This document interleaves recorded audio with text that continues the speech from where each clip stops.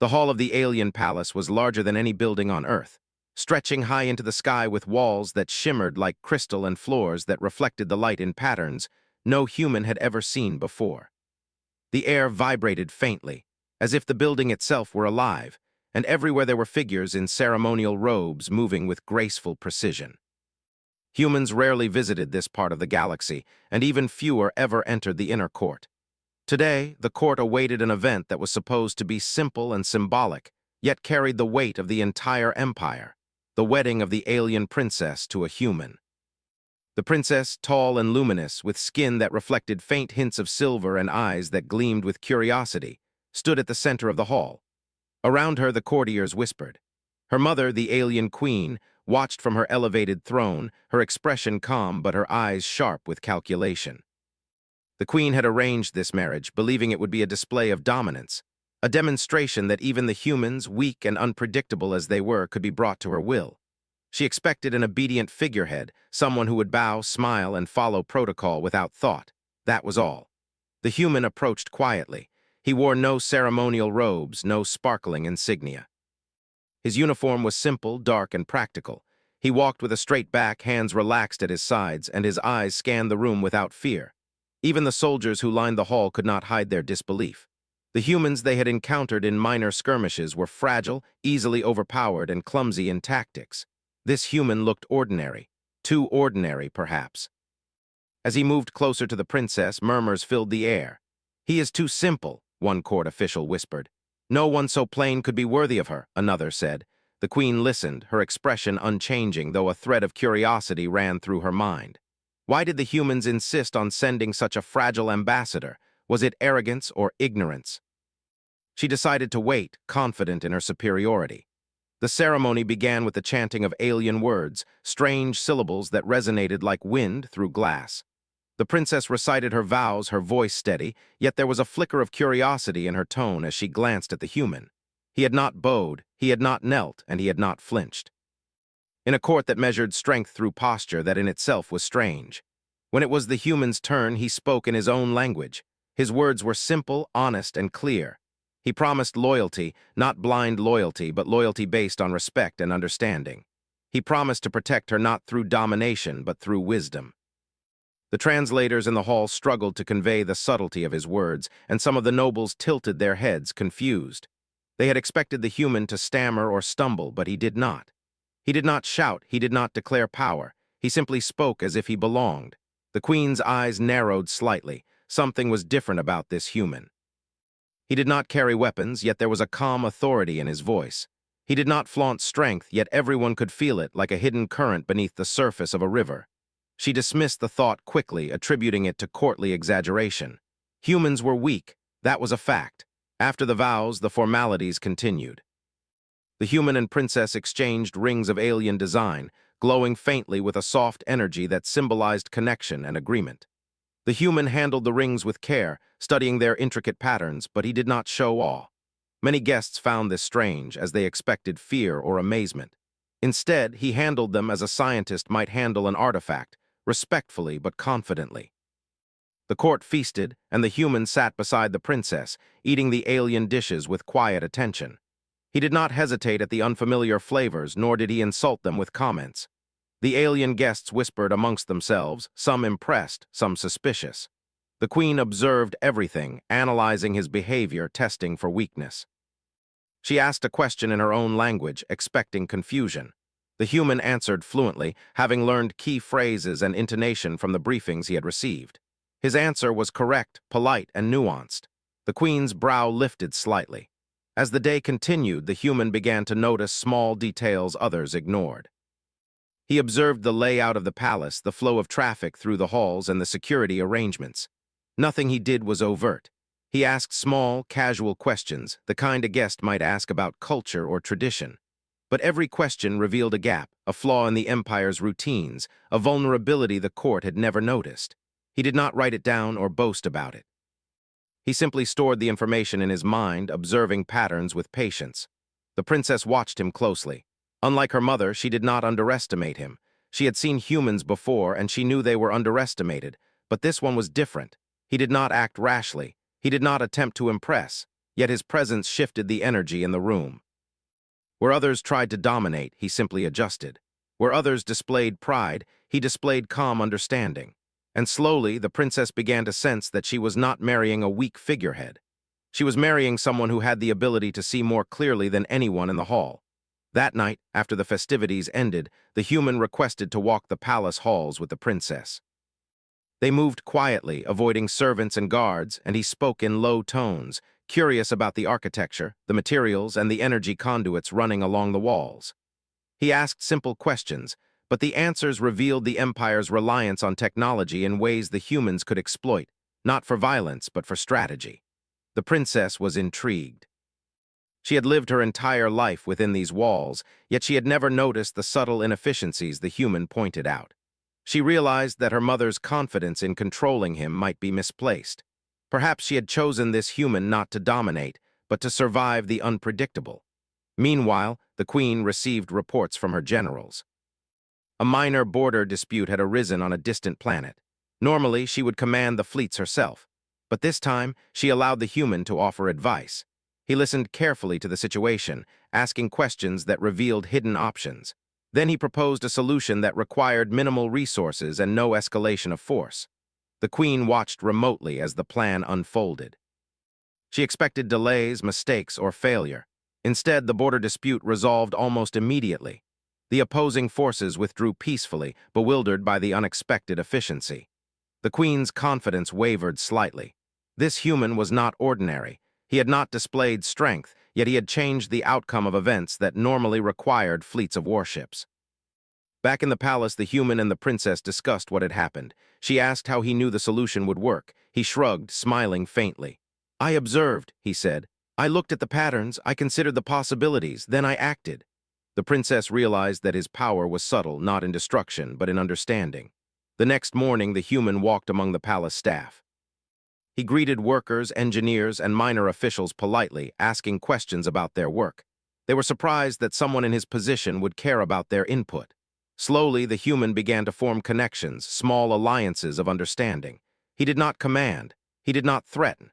He simply observed, listened, and acted where necessary. The queen noticed the change. Reports came in of improved efficiency, of minor conflicts resolved, of mistakes corrected before they escalated. She frowned. This was not how her empire had functioned for centuries, yet the results were undeniable. The human had done all this without authority, without weapons, and without forcing anyone to obey. The princess, observing her mother's unease, understood the truth. Humans were underestimated not because they were weak, but because they were different. Their strength lay in observation, adaptability, and patience. The human beside her was not a simple husband sent as a pawn. He was a force the queen did not yet understand. As night fell, the human stood on the balcony overlooking the palace gardens. The alien stars glittered above, alien moons casting light on the crystalline structures below. He said nothing, simply watched, thinking through what he had learned in a single day. In silence, he began planning, not for war, not for domination, but for understanding. The princess joined him, her voice soft. "Do you ever tire of being underestimated?" she asked. He shook his head. "It is the advantage of humans. When others think you are weak, you can see clearly. When they prepare to fight, you can prepare to understand. The mistake they make is always the same. They assume power is loud. Not because of weapons or armies, but because of mind, patience, and vision." The queen, from her throne in the distant hall, watched reports come in. She could not see him standing quietly, speaking softly, observing and planning. Yet she felt the shift. Something had changed. Her daughter's husband, this human, was not a figurehead. He was not weak. He was something she had never seen in any alien species before, and she did not yet know how to confront it. And so, the first day of the human's marriage came to a close, not with fanfare or conquest, but with quiet observation and subtle influence. In a world where strength was measured by fleets, weapons, and authority, the human had already begun to rewrite the rules. The queen did not understand it yet, the generals did not see it, and most of the empire remained blind. But the princess saw, and the human saw. And that was enough to begin a revolution of thought that would ripple across stars, unnoticed at first but unstoppable in time. The palace was silent now, filled only with the faint hum of energy and the whispers of the alien walls. The human stood calmly, ready to learn, to adapt, and to act when necessary. The queen believed she had arranged a simple political marriage, a demonstration of power over a weak species. She was wrong.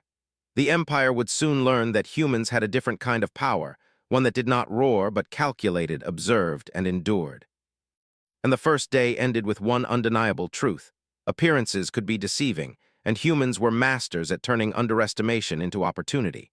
The day after the wedding, the palace seemed alive in a new way. Courtiers whispered in corners, and guards glanced nervously at the human who walked through the halls with quiet confidence. Nothing about him seemed threatening, yet every interaction left a subtle change in the people around him. Even the most stubborn officials noticed that his words carried weight, not because of authority, but because of reason. The princess walked beside him as he moved through the palace. She had already begun to understand that he was different. While the queen measured strength in fleets and armies, he measured strength in knowledge and observation. His calm approach made people listen, even when they disagreed with him. As they passed a hallway lined with engineers, he paused. "These conduits," he said softly, "they're designed to handle too much load at once." A single failure could cascade through the palace systems. He had no authority, no weapons, no rank, yet his words carried a quiet truth that no one could dismiss. The princess felt a thrill of admiration. Humans had survived on Earth by noticing small patterns, exploiting small advantages, and thinking steps ahead in ways aliens rarely considered. As they moved through the palace, the human quietly observed guards, routines, the scheduling of court meetings, and even the minor hierarchies among servants. He made mental notes, not to judge or punish, but to understand how the empire functioned. Every system had a weakness, he realized, and every weakness could be turned into efficiency if understood correctly. Meanwhile, the queen summoned her generals for a meeting. They were uneasy after the events of the wedding. A human had subtly influenced outcomes in a way none of them understood. The queen sat in her throne, cold and regal, waiting for reports. "The human is unusual," one general said. "He does not interfere, yet outcomes change around him. Minor conflicts have resolved faster than expected. Our routines are disrupted. Watch him, test him. He is the only variable in the court we cannot fully predict." Within minutes, he understood the diplomat's entire strategy, including weaknesses the diplomat had not even considered. Later, during a formal council meeting, the queen introduced a dispute between two planetary governors. Both were arguing over a border on a mineral-rich world. The council expected the human to remain silent, as he had no official rank. To their surprise, he spoke. His voice was calm, steady, and polite. "The dispute arises because both sides rely on incomplete information," he said. "Instead of sending troops or demanding concessions, you could establish a shared monitoring station to record resource extraction. Any irregularities could be addressed immediately, without escalation." It was subtle, efficient, and clever. After tense moments, they realized it would work. Within hours, the borders were monitored, the tension eased, and both governors reported satisfaction. The queen listened silently, her face unreadable, but inside, a storm of thought raged. That evening, the human walked with the princess in the palace gardens. The gardens were unlike anything on Earth, filled with plants that shimmered with bioluminescence and fountains that flowed with water defying gravity. The princess spoke softly. "Do you understand what you are doing to them?" "That is all." She had learned to measure strength differently after just 2 days. The human beside her was not loud, he did not command armies, and he did not flaunt strength. But his presence influenced everyone around him. In subtle ways, humans could bend situations to their advantage without anyone noticing. The next morning, the palace was buzzing with reports of small successes. Supplies had been rerouted efficiently. Minor conflicts had resolved themselves. Administrative errors were corrected before they caused problems. The queen read the reports, her expression darkening. The human had no official authority, yet his actions had improved the empire's operations in ways the queen herself had not anticipated. The human, meanwhile, visited the palace's military simulation rooms. He studied the tactics used by alien commanders, analyzing patterns of fleet movement, energy distribution, and defensive weaknesses. He asked questions that seemed innocent, almost naive. Why is this fleet positioned here? What happens if these two systems fail simultaneously? How quickly can communication be rerouted? He did not criticize. He simply offered insight. A week passed, and the alien empire faced a minor crisis. A neighboring species began to probe lightly at the borders, testing defenses. Normally, the Queen would have sent a fleet immediately, risking conflict and wasting resources. The humans suggested a different approach. Use observation satellites to monitor the movements, then deploy minimal forces to influence the border subtly. The result was remarkable. The probes withdrew before any fighting occurred. The Queen's generals were stunned. They could not understand how a single human, without weapons or authority, had resolved the situation better than years of military planning. The Queen felt an uncomfortable respect forming in her mind. She had thought humans were weak. Now she was beginning to doubt everything she had assumed. The princess walked with the human through the palace later that day. "Your strategies work," she said. "They are not like ours. You see things we cannot. You think differently. When others rely on brute force, we rely on reason." She expected defiance, arrogance, or fear. Instead, he arrived calmly, respectful, but confident. The Queen studied him closely, searching for weakness. "You have influenced my empire without authority," she said, her voice cool. "You have corrected mistakes that have existed for centuries. You have altered the outcomes of events without commanding a single soldier. Who are you really?" Instead, the human had quietly demonstrated a level of influence that rivaled her most trusted generals. She realized that she had underestimated the subtlety of human strength. Over the next days, the human continued his quiet work. He met with engineers, diplomats, and commanders, not to criticize, but to learn. He offered solutions to problems that had persisted for decades. He never sought recognition, yet recognition found him. Every improvement in efficiency, every minor victory, every resolved conflict reflected on him in ways the Queen could not fully ignore. The princess observed everything and began to feel a deep admiration. She had thought she understood humans, but she did not. Their power was not in fleets, weapons, or brute force. Their power was quiet, intelligent, and persistent. A single human could shift outcomes across an empire without a battle, without fear, and without bloodshed. The Queen, watching from her throne, was forced to acknowledge a truth she had long resisted. The human was not weak. He was different, and in difference lay a form of power the aliens had never encountered before. The realization unsettled her, yet she could not deny it. The quiet human beside her daughter had changed the palace, the council, and the empire itself, simply by observing, thinking, and acting with precision. By the end of the week, the empire had already begun to adapt in subtle ways to the human's influence. Policies were being adjusted, conflicts were avoided, and efficiency improved. No one knew how this had happened, and most assumed coincidence. The Queen knew better.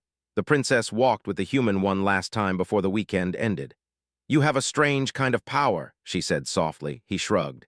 "It is not power, it is understanding. When you understand the system, the outcome becomes clear. The rest is patience." For the first time, she realized that her marriage was not a political arrangement, a weakness, or a burden. It was an alliance with someone who could think in ways no alien had ever imagined. The human beside her was ordinary in appearance, but extraordinary in action. And so the palace continued its routines, unaware that the quiet human had already begun to reshape the empire in subtle, undeniable ways. The Queen's pride remained intact, but a seed of caution had been planted. The generals, unaware, continued their routines, oblivious to the growing influence of observation, logic, and adaptability. Humans had survived chaos on Earth for thousands of years. Now, in the heart of an alien empire, that survival instinct was proving more powerful than fleets, weapons, or authority. The first week of the human's presence had changed everything. And this was only the beginning. The human had been in the palace for just over 2 weeks, and already the alien empire felt different. The Queen's generals whispered behind closed doors about the strange efficiency creeping into every corner of administration, from resource allocation to communication networks. They attributed it to luck, coincidence, or minor oversights corrected by junior officers. But no one dared say the truth aloud, that the human was quietly reshaping the empire's operations. It began with small crises, the kind that would normally require fleets and armies to resolve. On a mining world in the outer sector, a volcanic eruption threatened to destroy valuable energy crystals. A council of alien governors convened to decide whether to evacuate, secure the crystals, or risk lives to save them. The generals expected the human to sit quietly, as usual. Instead, he asked questions. "What is the exact rate of crystal output?" he asked.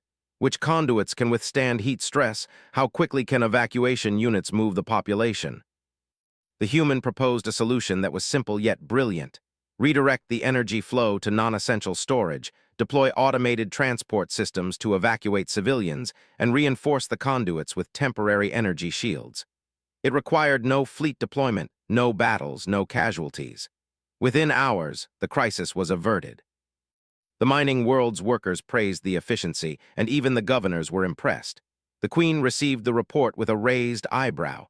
The human had done what her fleets might have taken days to accomplish, and without risking lives or resources. For the first time, she felt a flicker of concern. The princess observed quietly from her side. "You make everything seem so simple," she said softly. The human shook his head. "It is not simple. It only seems simple because I focus on what matters and ignore distractions. Others rely on force or status. Humans rely on reason." Their ships appeared suddenly near a strategic trading hub, testing defenses, attempting to gauge response times. The Queen prepared to order the fleet to engage immediately, but the human intervened. "Do not react immediately," he advised. "Observe, track their maneuvers, identify patterns. They are testing, not attacking. We can respond strategically without conflict." The human had prevented a potential war with logic, observation, and patience, rather than fleets or weapons. She felt a mixture of admiration and unease. Her daughter had married a man who could influence events far beyond his appearance, and the Empire's best minds could not anticipate his moves. Meanwhile, the human continued to study the palace and the Empire's internal workings. He spent hours in the archives, analyzing records of past conflicts, diplomatic negotiations, and infrastructure failures. He asked questions that revealed not only gaps in planning, but also opportunities for improvement. When he spoke, even the most stubborn advisors listened, not out of fear, but out of respect for the clarity of his thought. One day, a minor rebellion erupted on a distant agricultural planet. Farmers had protested over water allocation, and local enforcers had failed to calm tensions. Normally, the Empire would have sent troops to suppress the revolt, risking lives and resources. The human suggested an alternative: deploy water redistribution drones, open a temporary communication line between local leaders and the Central Council, and provide incentives for cooperation. The result was astonishing. Within hours, the farmers' complaints were addressed, tensions eased, and the revolt ended without violence. The Queen received reports with a mixture of amazement and irritation. The human had solved yet another crisis using thought, not force. Her generals were growing restless. They had spent decades mastering strategy and war, yet a single human outmaneuvered them without commanding a single soldier. The princess found herself drawn to his quiet strength. She watched him interact with palace staff, diplomats, and engineers. He never demanded respect. He never showed anger or pride, yet his influence grew, invisible but undeniable. He solved problems quietly, improved efficiency subtly, and made decisions that left everyone wondering how the outcomes had changed so dramatically. A week later, a more serious test arrived. An ancient rival species launched a coordinated strike against the outer colonies of the Empire. The alien fleet scrambled to respond, and communication lines became chaotic. Panic spread among the generals. The Queen prepared to order a full-scale mobilization, fearing widespread destruction. The human requested access to the strategic command center. He did not bring weapons or reinforcements. He asked only for data: fleet positions, supply lines, communication latency, and enemy tactics. Within minutes, he had identified weaknesses in both the Empire's defense and the enemy's approach. Then he began giving instructions, precise, methodical, and subtle. He reorganized fleets into efficient formations, rerouted supplies to where they were needed most, and adjusted communication protocols to prevent confusion. He created decoys to mislead the enemy while protecting civilians, all without firing a single weapon unnecessarily. The generals followed his instructions reluctantly, skeptical but desperate. The enemy fleet faltered. Their attacks were misdirected, their forces exhausted. One by one, their strategies collapsed under the humans' quiet guidance. What should have been a devastating loss for the Empire became a calculated victory. Colonies were defended, civilians remained safe, and the enemy retreated without capturing a single strategic world. The Queen observed from her throne, her face unreadable but her mind racing. She had expected chaos and failure. Instead, a single human had outmaneuvered the enemy, prevented widespread loss, and done so without relying on fleets, weapons, or brute force. For the first time, she recognized the depth of human capability. After the battle, the princess approached her husband. "You've done what our entire fleet could not," she said softly. "How did you know what to do?" Their strength was subtle, intelligent, and adaptive, and in the heart of an alien empire, that strength had proven more powerful than the largest fleets and most advanced weapons. In the following days, the queen summoned the human once more. "You have changed the outcome of wars and crises," she said. "You have influenced my empire in ways no one else could. Who are you truly?" Now she realized that their true strength lay in thinking differently. In ways her empire could not anticipate, humans could influence events on a galactic scale without seeming to move at all. The princess watched the exchange with quiet admiration. Her husband was extraordinary, but not in the way her mother measured power. He did not rely on weapons, status, or fear. He relied on intellect, observation, and reasoning. And the empire, despite its centuries of dominance, had no answer for this form of strength. As the week ended, the human continued his quiet work. He improved systems, resolved disputes, and advised on diplomacy, all without drawing attention to himself. The queen's generals whispered, wondering how a single human could alter outcomes so profoundly. They tried to resist, to assert authority, but found that the human's influence was subtle, precise, and unstoppable in its own way. The princess walked beside him one evening in the gardens. "Do you ever tire of being underestimated?" she asked. He shook his head. "No, it is the advantage of humans. When others assume you are weak, you can act without interference. When they prepare for battle, you prepare for understanding. That is where the true strength lies. Others can only watch as we act." They were stronger, not in strength, but in intelligence and subtle influence. The palace seemed calmer now, though nothing had truly changed. The human moved quietly, never commanding, never boasting, yet the empire itself seemed to bend slightly to his influence. Generals adjusted strategies without fully realizing why. Advisors improved policies without seeing the cause. Even distant colonies acted more efficiently, responding to guidance they did not fully understand. The princess realized that her marriage was no longer symbolic. She had married someone who could think in ways no alien had ever imagined. Someone whose mind, patience, and observation were as powerful as any weapon or fleet. She looked at him and felt a quiet admiration, understanding that she had gained not only a partner but an ally who could change the course of history. And the queen, despite herself, began to recognize a truth she could not deny.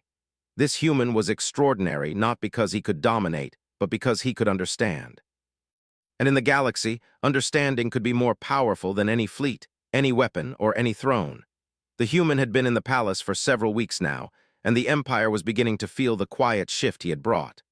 What once seemed chaotic, inefficient, or fragile was now orderly, more predictable, and surprisingly resilient. Reports came to the queen daily, small victories, minor crises resolved without casualties, and disputes that ended before they could escalate. All of it traced back to the human's observation, patience, and ability to see what others missed. The queen was restless. She had thought she understood strength, having ruled for centuries with fleets, armies, and strategic alliances. Yet here was a human who had no fleet, no rank, and no weapons, quietly influencing outcomes far beyond what anyone expected. She could no longer ignore the fact that the empire was stronger with him in the palace, and that made her uneasy. The human moved through the halls, calm as ever, engaging with staff, engineers, and commanders. He asked questions that seemed innocent but revealed flaws in systems that had gone unnoticed for generations. A supply route that risked delays under stress was rerouted. Communication protocols that could fail during emergencies were adjusted. Civil disputes were resolved before protests could even begin. Every action he took was deliberate, subtle, and effective, yet no one could accuse him of overstepping authority. He did not command, he suggested, observed, and influenced. The princess noticed the shift more than anyone else. She had grown accustomed to the palace life, but she had never seen anyone operate like the human beside her. His quiet strength contrasted sharply with the loud displays of the generals and nobles. Where others demanded respect through words, weapons, or authority, he earned it through thought, observation, and results. She began to see why humans had survived on Earth despite countless dangers. Their survival was not in brute force. It was in intelligence, patience, and adaptability. One morning, a distress signal arrived from a distant colony in the Empire's outer sector. A neighboring species had begun to encroach on the territory, claiming land that had been surveyed and claimed decades earlier. The local governors were panicked, demanding a fleet deployment immediately. The generals, accustomed to quick reactions, prepared to mobilize forces, hoping to display strength and deter the intruders. The human requested to review the data first. He examined maps, communication logs, and reports from local officials. His face remained calm, unreadable, but his mind worked quickly. After several hours of analysis, he outlined a plan. Instead of deploying the fleet for a show of force, the Empire would use observation satellites and unmanned drones to monitor the borders. They would reroute resources subtly to reinforce vulnerable points and communicate with the intruders diplomatically, offering solutions that would satisfy their claims without conceding control. The Queen was skeptical. She had always believed that threats required displays of strength. Without ships, soldiers, and weapons, how could they enforce the Empire's will? Yet she followed the humans' plan, curious to see the outcome. Within a few days, the neighboring species withdrew, having been convinced that any further action would be more costly than cooperation. The colony was secure and no lives were lost. The Queen read the report with a mixture of disbelief and respect. A single human without weapons or armies had prevented a potential border war. The generals could not hide their unease. They had relied on strength, tactics, and experience, yet their methods had been unnecessary. The human had accomplished what would normally require months of preparation, fleets in motion, and countless orders, and he had done it quietly, without demanding recognition. The princess observed the growing tension in her mother's court. She understood now that her human husband was not just a symbol. He was a force the Empire had underestimated. And the Queen, despite her power, had to acknowledge it. The humans' methods were unconventional, and that was what made them effective. While the aliens focused on power and status, he focused on understanding, adaptation, and efficiency. That evening, the human walked with the princess through the palace gardens. The bioluminescent plants glowed softly, casting reflections on the crystal paths. "Your influence grows quietly," the princess said. "They do not even realize it, yet everything changes." The Empire was vast, ancient, and proud, yet here was a human quietly shifting its course through observation, reasoning, and careful action.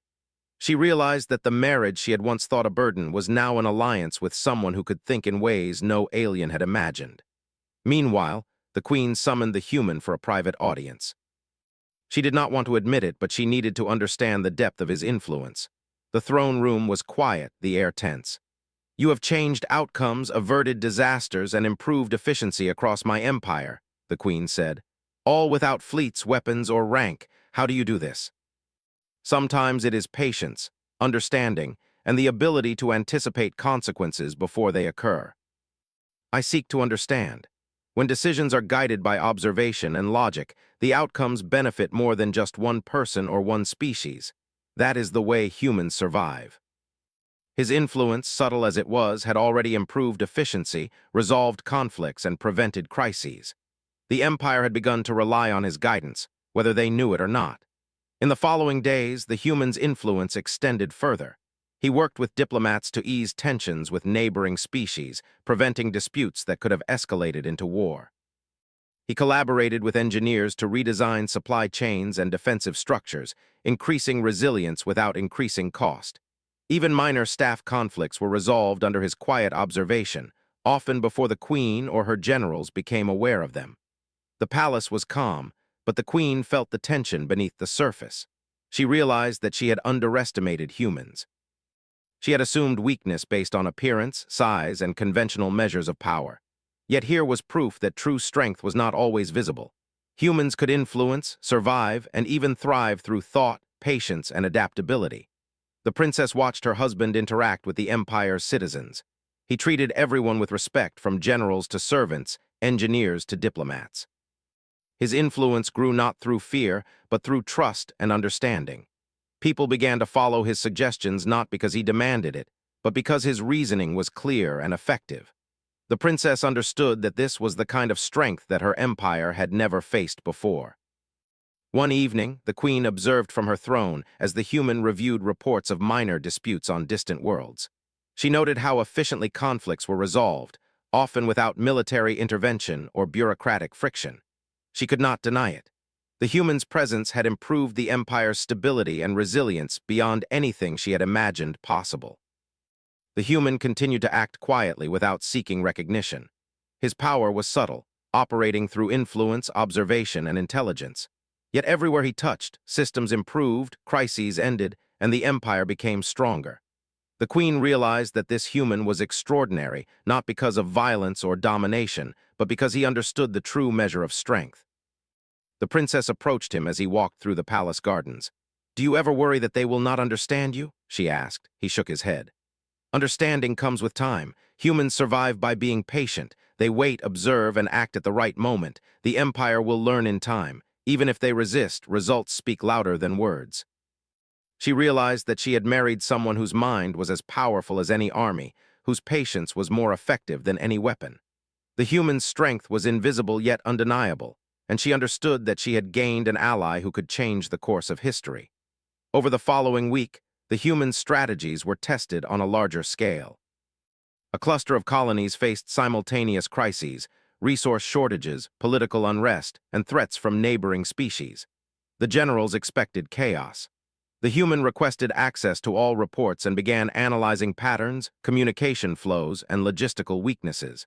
Within days, he proposed coordinated actions that resolved the crises efficiently.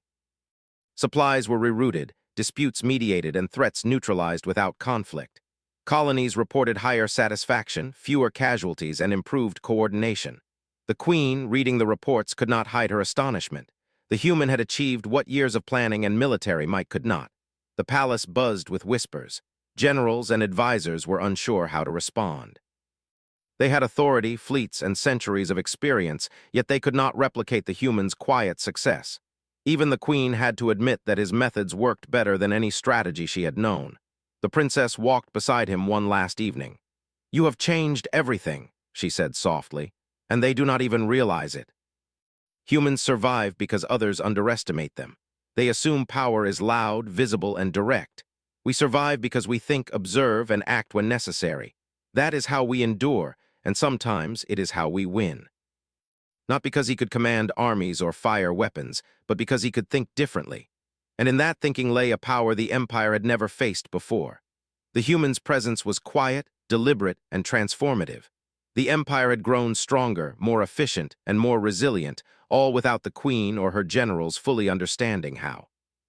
The princess realized that her marriage had become an alliance with a mind that could see beyond tradition, beyond strength, beyond convention. And the Queen, despite her pride, understood the truth. Humans were not weak. They were not insignificant. Their power lay in observation, understanding, and adaptability. A single human could influence an empire more profoundly than any weapon, fleet, or decree. And the galaxy would soon recognize that this kind of power was unstoppable. The Empire had never been quieter, and yet it had never been more alive. Systems worked more efficiently than they had in centuries. Disputes were resolved before they could escalate. Colonies far from the palace reported stability, improved resources, and better communication. The generals whispered, advisors fumed silently, and the Queen, for the first time in her long reign, felt a mixture of awe and unease. It had become clear that the human beside her daughter was no ordinary guest, no simple symbolic husband. He had changed the Empire without issuing commands, without commanding fleets, without threatening anyone. His methods were subtle, precise, and invisible to most, yet undeniable in their outcomes. Where others relied on force, he relied on observation. Where others relied on authority, he relied on reasoning. Where others relied on tradition, he relied on understanding. The Queen sat in her throne room, reviewing yet another set of reports from distant colonies. Each report praised the human's guidance. Conflicts had been prevented, resources managed, and crises resolved without a single life lost. The Queen could not hide her amazement. She had always measured strength in fleets, weapons, and obedience. Yet here was proof that another form of power existed, a form that dwarfed brute force because it could influence the outcome of countless events without anyone noticing until it was already done. The princess approached the Queen, careful not to startle her. "Mother," she said softly, "he has done what you thought impossible. He has strengthened the Empire, calmed the colonies, and even prevented conflicts with neighboring species. All without a fleet, a weapon, or a command. You see it too, don't you?" And yet everything had shifted because of him. Yes, she admitted reluctantly. I see it. Humans are not what I thought. Their strength is in ways I never imagined. Humans survive because we notice what others miss, anticipate what others ignore, and act with precision. That is all. His strength was invisible, deliberate, and unstoppable in its quiet way. Over the following days, the human began addressing challenges that threatened the empire on a larger scale. A network of colonies had been experiencing political unrest due to competition over resources. Normally, the Queen would have sent administrators, diplomats, and armed forces, risking delays, mistakes, and friction. The human analyzed the situation carefully. He mapped resource distribution, local leadership hierarchies, and historical grievances. Then he implemented a subtle plan: redistribute supplies efficiently, open direct communication channels between leaders and the Central Council, and provide incentives for cooperation. The unrest dissolved before it could escalate. Colonists were satisfied. Local leaders were content. The empire gained stability without a single forceful intervention. The generals, who had long relied on military might to maintain order, were left speechless. Their traditional methods had been unnecessary. The human had achieved success through intelligence and observation alone. The Queen realized something profound. Her measures of strength, fleets, weapons, and authority were effective, but they were visible, predictable, and limited. Humans had a different kind of strength: subtle, adaptable, and pervasive. A single human could influence the empire quietly, yet change outcomes far beyond what any fleet could accomplish. The princess watched her husband as he worked. She had once thought of this marriage as a formality, a political arrangement. Now she understood that it was far more than that. He was not only her partner in life, but a mind that could shape history in ways the empire could not resist. She admired his calm, deliberate intelligence, the way he assessed situations, and the way he acted without ego or force. A message arrived from a distant sector. A rival species, known for their cunning and aggression, had attempted a coordinated attack on several outer colonies simultaneously. The generals immediately called for the fleet to deploy, fearing widespread destruction. The Queen prepared to authorize the attack. The human, however, requested access to the data first. He examined fleet positions, enemy tactics, communication logs, and supply chains. Then he proposed a plan that relied not on immediate confrontation, but on strategy. Observation satellites tracked the enemy movements. Drones rerouted resources and misled the attackers. Communication channels sent misinformation designed to confuse without causing panic. Defensive positions were subtly reinforced. The result was extraordinary. The enemy fleet faltered, exhausted by delays and misdirection. Their attacks failed to land strategically significant blows. Colonies remained secure. Civilians were unharmed. Without firing a single weapon unnecessarily, the human had turned a potential disaster into a decisive victory. The Queen watched in stunned silence. Her most feared enemy had been defeated without a battle. Her empire had been preserved, not through force, but through intelligence and observation. She finally understood that humans possessed a kind of power the galaxy had never encountered before. The princess approached the human in the command center after the operation. "You've done what we thought impossible," she said softly. "How do you always know what to do?" She realized that she had married someone whose mind was a weapon in its own right, whose patience could change the outcome of wars, and whose understanding could surpass any fleet or army. She felt proud, safe, and inspired. The Queen summoned a council in the palace. This time she addressed the human directly in front of her generals and advisors. "You have changed the empire," she said. "You have prevented disasters, resolved crises, and strengthened our people without issuing commands, without deploying fleets, and without weapons. Who are you?" Sometimes it is quiet, deliberate, and persistent. Intelligence, observation, and adaptability were as powerful, if not more powerful, than any fleet or army. The council fell silent. The generals and advisors recognized the results, though few could comprehend how they were achieved. The colonies were stable, the borders secure, conflicts resolved, and the empire stronger than ever. And all of it had been accomplished by one human, acting quietly, observing carefully, and thinking far ahead. The princess walked beside her husband in the palace gardens that evening. The bioluminescent plants glowed softly, reflecting off crystal paths. "They still underestimate you," she said. He shook his head. "Let them. That is the advantage. Humans survive because others assume weakness. We act when others are distracted by appearances. We win quietly, without confrontation and without fear." He was extraordinary, not because he commanded, fought, or destroyed, but because he understood, adapted, and acted with precision. Over the next week, the human continued to strengthen the empire subtly. He improved trade routes, mediated disputes between planets, and created systems to prevent future crises. The generals began to follow his suggestions, even reluctantly, realizing that his methods produced results they could not. The queen, though proud of her daughter and cautious about the human's influence, had to admit that the empire was stronger, more resilient, and more stable because of him. Finally, the queen addressed the council again. "This human has shown us a truth long ignored," she said. "Strength is not always visible. Power does not always roar. Sometimes it is quiet, intelligent, and persistent.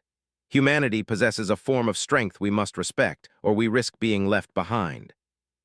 The princess watched her husband, realizing that the galaxy would never underestimate humans again. A species that had once been dismissed as weak had demonstrated intelligence, patience, and adaptability beyond anything the aliens could comprehend.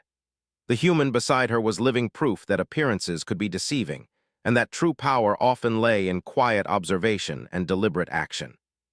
The human stood silently, observing the galaxy from the palace balcony. He did not need armies or weapons. He did not need recognition. His influence was felt, though invisible. The empire was stronger, more efficient, and more resilient because he had acted. And that, he knew, was the essence of humanity. The queen, standing nearby, finally allowed herself to acknowledge it. She had underestimated humans, and now she understood the lesson. True strength was not always visible. It was subtle, strategic, and intelligent. One human had changed the course of an entire empire without force, without domination, and without fear. The princess placed a hand on his arm. "You have done more than anyone imagined," she said. He looked at her and smiled. "I have done what humans have always done: survive, adapt, and act when necessary. That is all." The queen, the generals, and the council had learned a truth they could not ignore. Humanity's quiet strength was extraordinary, and as the stars gleamed above the palace, it was clear that the human beside the princess had not only changed an empire, but had reshaped the galaxy's understanding of what it meant to be powerful. The human's presence was quiet, deliberate, and transformative. The galaxy would never forget it.